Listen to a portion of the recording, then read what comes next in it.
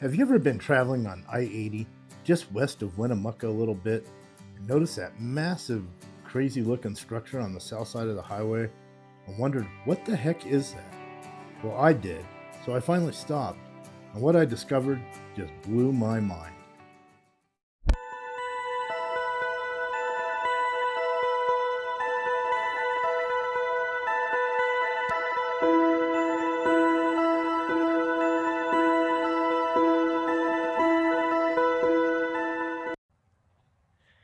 Hey guys, Bobby G here, and today I am a little west of Winnemucca at the Thunder Mountain Indian Monument. Okay, this is like a memorial site.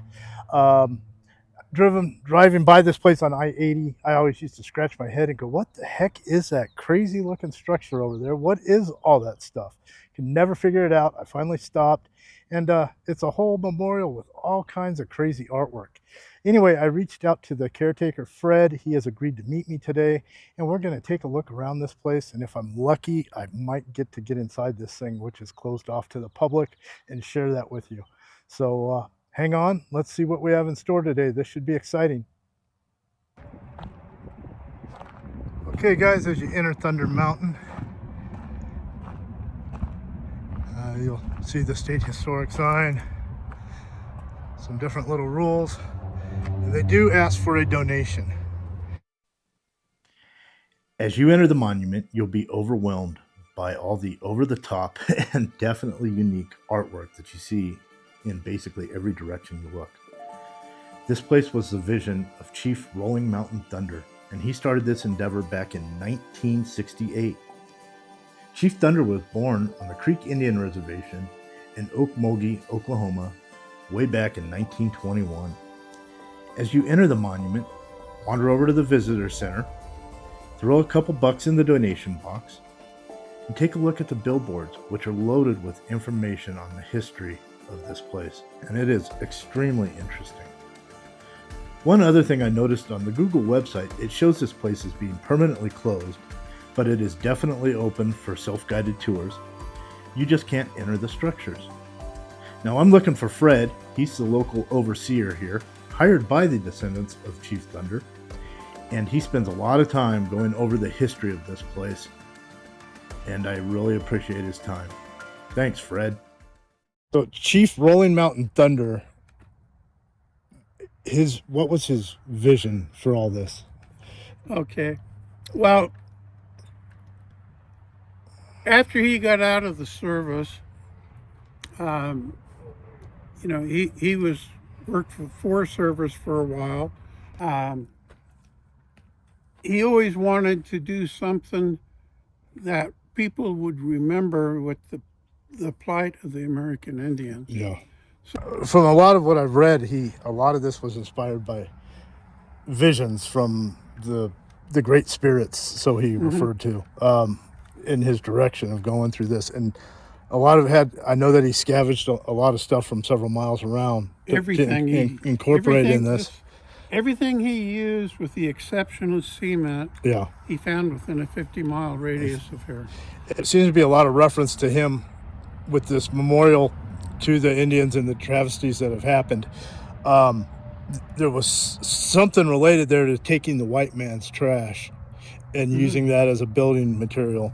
Yeah. I seem to keep reading a lot about that. Yeah. There's a significant meaning to that. That's part of his Indian belief. You know, the Indians, they used everything. They killed a buffalo or a deer or something. They would use all of it. Right. They wouldn't waste anything. So pretty much all your funding is based on donations. All of it. All 100%. Of it. So there's no government funding. It all comes from when people come and visit and put some money in the donation box. He used everything. Yeah. The arches are all pipes from the highway. Oh, really? Yeah. See this down here? Those are the guardrails. Oh, wow. Yeah. I've read that the chief said that the arches he put on here were handles, so after he was gone, the great spirits could grab it and pick it up if they wanted to. Yeah.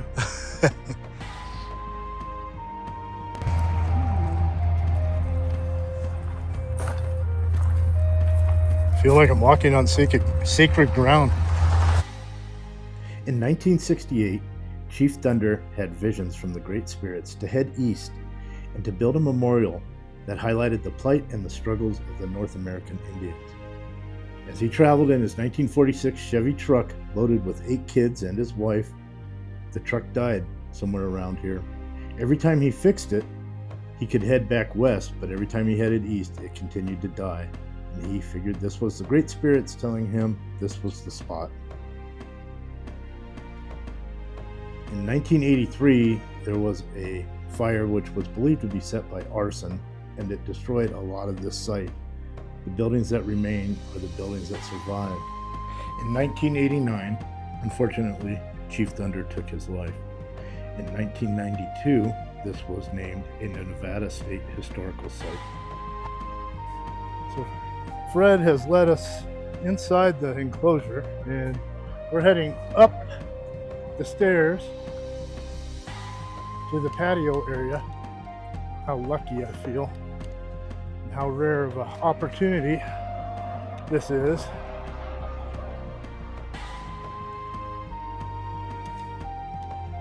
To be able to get up here on the patio of the monument.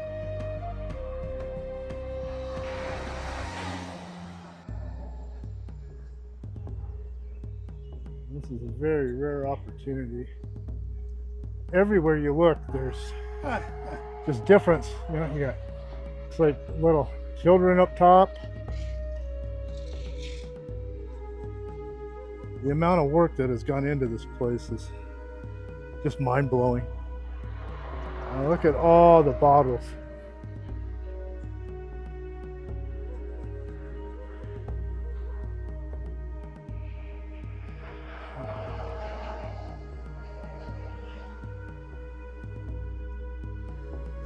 This is a view I bet very few people ever get to see.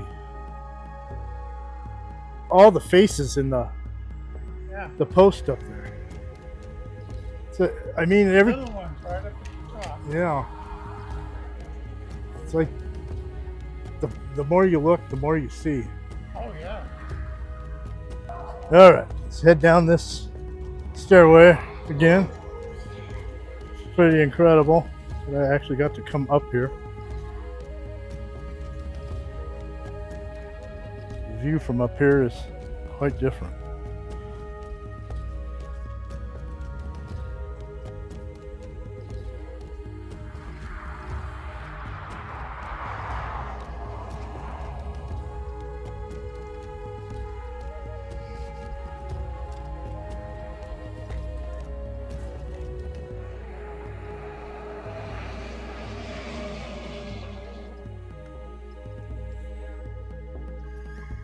I'm not as sure-footed as I used to be. Love the typewriter stuck into the wall. There's television, typewriter. All the rims and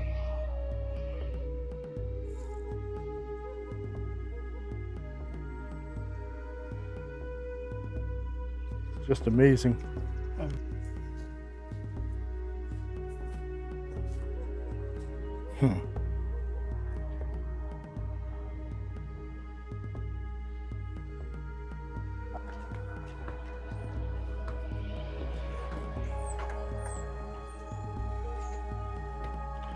We are heading up to the second floor.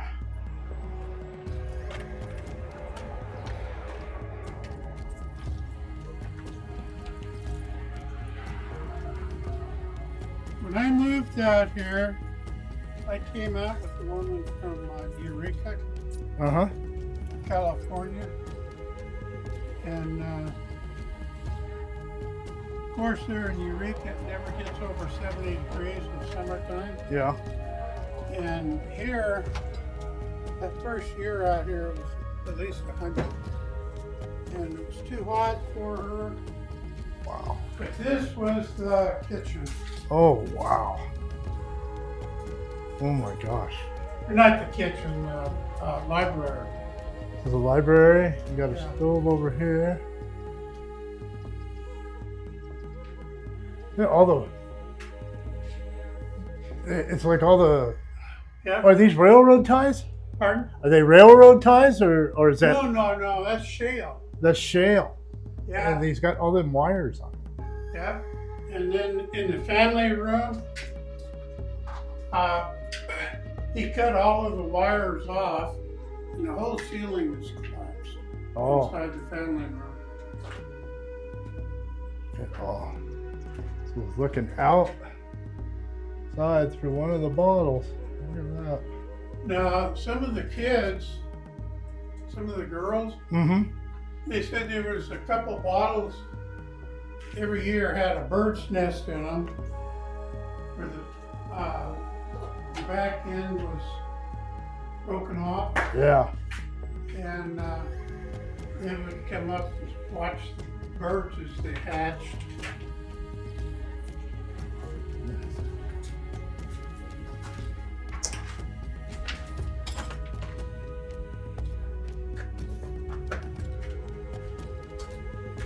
You ever hear the voices of somebody in this place?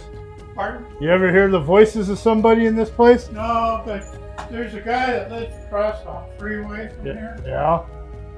His name is Richard, and he swears there's ghosts up here, and there's no way in the world he'll ever come in here. The ghost. He won't come in here, or the ghost won't? He won't. Oh. The second floor is Obsidian's bedroom Uh huh. right there. Can I go up there? Yeah. we Oh, can yeah. go up there. The ladder holds us. Oh man. Whoa. I'm gonna head up this ladder. I don't like this getting old. Going up to the upstairs room. What'd you say this was somebody's bedroom? Right there is Obsidian's bedroom. And Obsidian was one of the kids? That was their oldest daughter that was born out here. Okay. Little room, little window up there with bottles on the outside. And this is that Calistoga wagon wheel I was telling you about. Oh my God. Incredible. Look at that. That old Indian came up and he did the repair work on it. And close that door a little bit. Look at those. You know what those are? Where? What am I Right looking in at? front of you. Up. Oh, the hoods of cars. Yeah. Oh man. Cars or trucks. Looks like a, I think it's too big for a car. yeah. And a giant, looks Yeah. like a headlight of some sort. Almost looks like something Probably off a from the boat. railroad. Yeah, I bet you that's what exactly. I'm like, that's too big for a car, but it looks like a headlight of some sort. And Now, incredible. down here, I came out here one time and I was showing a professional photographer. He was taking a bunch of pictures. We got up here and I took 2 steps that way and a big ass bat with a wingspan about that wide came flying down and buzzed my head. Oh no! Yeah. What's the purpose of this ball hanging here? Make sure he's not up there. But here you can see his religious beliefs shown. Go ahead. You just want the bat to get me. Yeah. Myself, I don't like it out here. Don't trust it.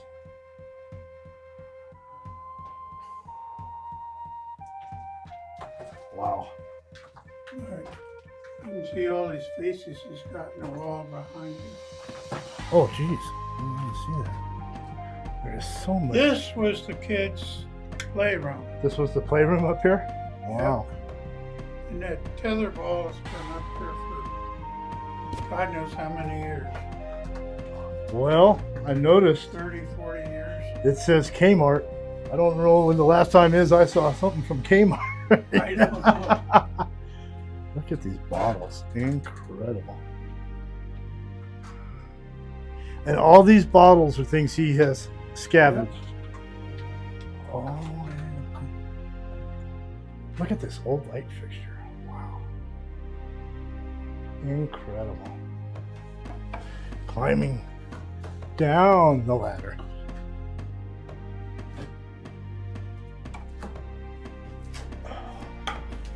Incredible. Just came down the ladder, back onto the main floor, or the second floor, I should say, we're at.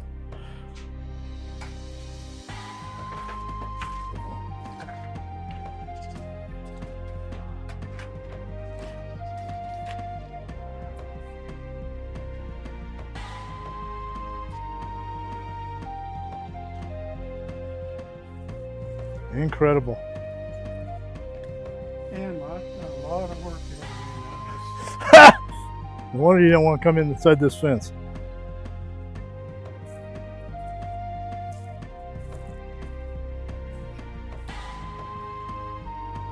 Everywhere you look, there's something new. Oh, look at the black, the rock. Obsidian? Is that what the rock is? Obsidian? Oh, obsidian. Well, Ben, across the road here, he could tell you in an instant what all of this was.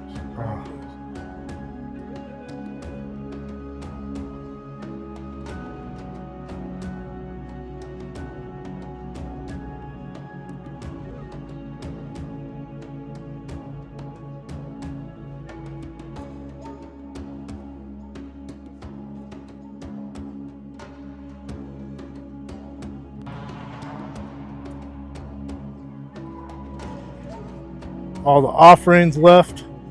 See what I mean? Lots of cigarette lighters and vapes and tobacco. Oh, and God, everything. everything.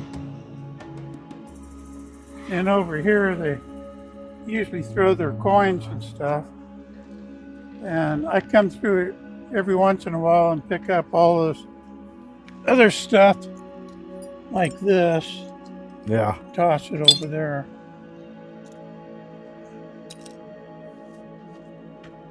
I'm just going to wander around and look at a few other things. This was the chicken coop. There's just so much to look at here.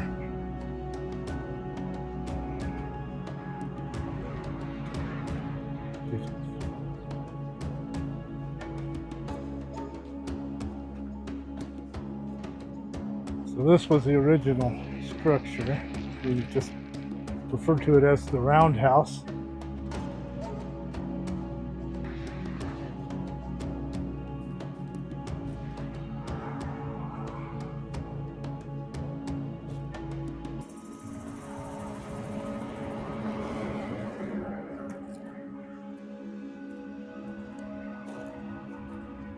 Pretty interesting, but nowhere near as interesting as the main house. Apparently that's when his imagination really started taking off, because every nook and cranny on the other place, there's a face or a statue or just some oddity. It just blows your mind. It's like someone was on a massive acid trip putting that together.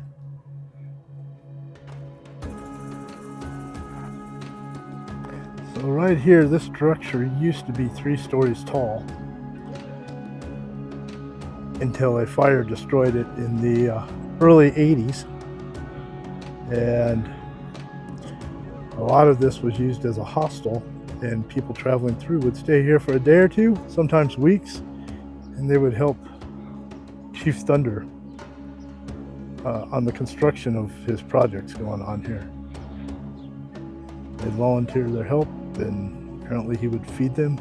He was a big-time people person and enjoyed the company, according to Fred. But this is all that's left. And once again, everywhere you look, it's just something different. All this stuff made from rocks and just scrap material found within a 50-mile radius of this place. Just amazing. No matter where you look, there's just something different here.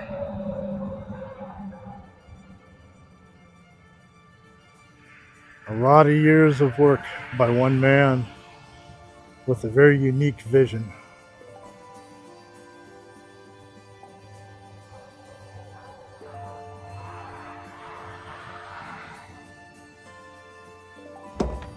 Hey guys, well, I just got done touring the Thunder Mountain Indian Monument. It has been an incredible day. The work here is just mind-blowing. To think one man's vision and the amount of time that has gone into this thing is just incredible. I am so glad I came here. Special shout out to Fred, who oversees the grounds here and keeps an eye on things. He took me on a tour, gave me a lot of information, took me inside the main house there, which is closed to the public. What an incredible experience. This place sits right off of I-80 on the town of Imlay exit. You can see it to the south.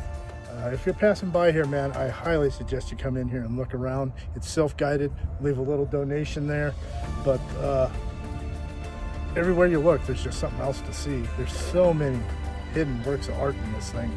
There's faces and different things that he found, that he built this structure with. It's definitely one of a kind, a very unique experience, but I highly suggest that you come check this place out if you're passing by. I'm glad I did. Until next time, we'll see you on the next one, and hopefully have Mrs. G with me then. All right, guys, take care.